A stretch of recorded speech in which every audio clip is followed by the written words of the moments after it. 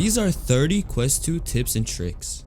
When you first get your Quest, start by trying out the tutorial based game. It's pre-installed on the headset and it's made for beginners like you to get used to the Quest 2's alien looking controllers. Adjust the IPD. Changing the IPD can affect how clear the headset will look when you put it on. Having the wrong IPD adjustment can make your Quest 2 completely unusable. And by the end of this video, I'll be rating the best tip that can change how you use your Quest forever. Speaking of adjusting, you can adjust the head strap. Everybody has a different size head, so adjusting it to your head shape is very important for using the Quest 2 comfortably. But another thing that's important for the Quest 2 is taking breaks. Most of us like to play for a long time, but VR is very disorienting, so you can throw up within 30 minutes of playing. And cleaning vomit is no fun, so start by cleaning your Quest, and that is the next important tip. Cleaning the headset is important for keeping the Quest 2 for as long as possible. It helps with tracking and helps with keeping the lens as clear as possible. So use a microfiber cloth for the lens to avoid scratching it. Another way to avoid scratching up your Quest is by playing games with a high comfort rating. Every game on the Quest store has a comfort rating from basic, like you're chilling, to the highest of you're gonna throw up within 20 seconds. And it's very important you pay attention to those. I also recommend you pay attention to your Quest 2 updates. Keeping it updated will help with security issues and give you the best features that most people didn't ask. If you play in a giant warehouse, which I don't think a single person does, but if you're in that 1%, and then turn off Guardian, because Guardian will annoy you if you have a really big space meant just for VR. But speaking of a really big space, I recommend you customize your home environment inside the headset. The Quest 2 doesn't come with many customization options, but you can customize your home environment. You can have any one of the pre-installed ones, or you can go into SideQuest and download custom homes like this SpongeBob home right here that I have on my headset. But speaking of SideQuest, downloading SideQuest itself is very important. You can download tons of free games, tons of paid games, not that anybody's getting SideQuest to pay a dime, but you can also increase the resolution of your Quest 2, making it a lot sharper.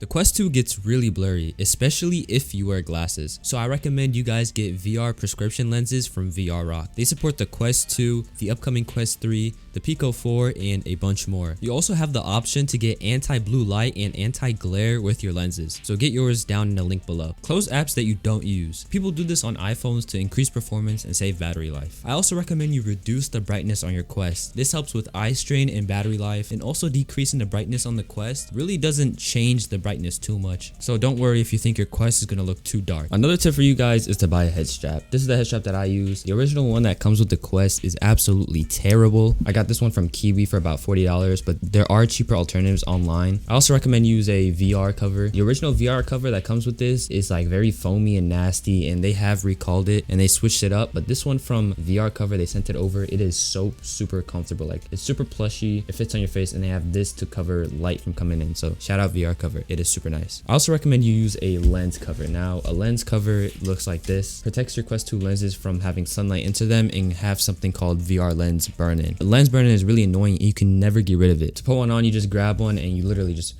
stuff it in there.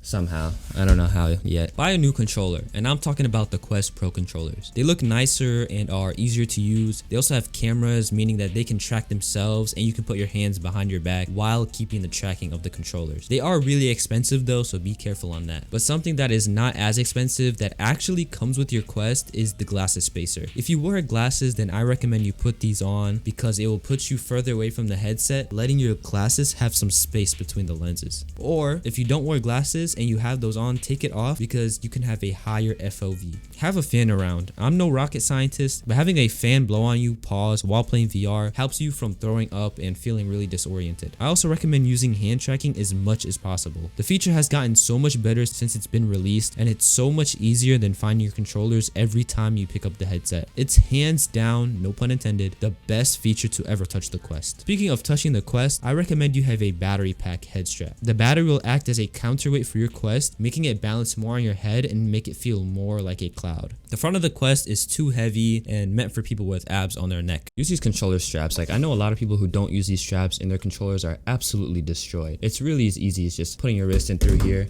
and once you put your wrist in, the controller can just hang if you ever let go of it, and you won't have a absolutely destructive controller like some people that I know. But speaking of controller tricks, there is this controller grip trick that makes your controller look like the Valve Index controller, which it's a really cool trick, but it only works for people with small hands. hands. So if you have hands about my size, like if you can grab the controller like this or whatever, it's not really gonna work for you. But if you do have smaller hands or you are kind of younger, then it will work for you, and it is a nice trick. You can also change the controller key bindings. You can change these two buttons right here, this Oculus button and this 3 lines button, the menu button. You can swap them. I don't know what it's gonna do, but it is pretty useful maybe if you want to switch them. I also recommend you move into a brighter space. If you're having tracking problems, the Quest 2 uses 4 low quality cameras to track where you are in your space. So if they can't see anything, it's over for you. You can play the games you bought on your Quest 2 on your PC as well. I bought Bone Lab on my PC and that transferred over to my Quest, meaning that whenever I want, I can play with better graphics on PC VR. I really like this feature and I hope they don't remove it. Speaking of a feature, you can cast to your phone. When you have people over, sharing your headset can make you look really stupid, especially since the other people can't see what you see. So casting your Quest 2 to a TV or your phone will be a lot better for everybody else in the room. I recommend you change the locomotion settings. This means how you move and look. A lot of games have the option for you to turn smoothly or sharply in increments. I recommend sharp turning because it doesn't make you sick as fast as smooth turning would. Full body tracking is possible on the Quest, but this tip is for more advanced users because it requires a ton of technical stuff before it works. There are many ways of using Quest full body tracking,